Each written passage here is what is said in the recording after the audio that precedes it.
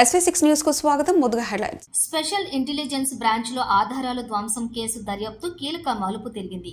ఈ వ్యవహారంలో ఇప్పటి వరకు సస్పెండ్ అయిన డీఎస్పీ దుగ్వాల ప్రణీత్ రావు విచారణలో వెల్లడైన అంశాల ఆధారంగా మరికొందరిని విచారించాల్సిన అవసరాన్ని అధికారుల దర్యాప్తు బృందం గుర్తించింది. ఈ క్రమంలోనే ఐ న్యూస్ మీడియా సంస్థ నిర్వాహకుడు శ్రవణ్ రావు, ఓ విశ్రాంత ఐజీ, విశ్రాంత డీసీపీ, ఇద్దరు అడిషనల్ ఎస్పీలను విచారించేందుకు సిద్ధమైంది.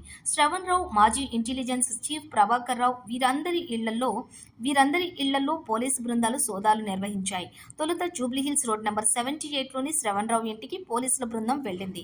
శ్రవణ్ రావు ఈ నెల 9నే విదేశాలకు వెళ్లినట్లుగా గుర్తించారు. ఇద్దరు సీఏలు, 4 ఎస్ఏలు బృందంగా ఏర్పడి శ్రవణ్ రావు ఇంట్లో సుమారుగా 4 గంటల పాటు సోదాలు నిర్వహించి శ్రవణ్ రావు ఇంట్లో నుండి 2 ల్యాప్టాప్లు, 5 పెన్ డ్రైవ్లు, 4 ట్యాబ్లు, ఓ హార్డ్ డిస్క్ స్వాధీనం చేసుకుని వెళ్లారు.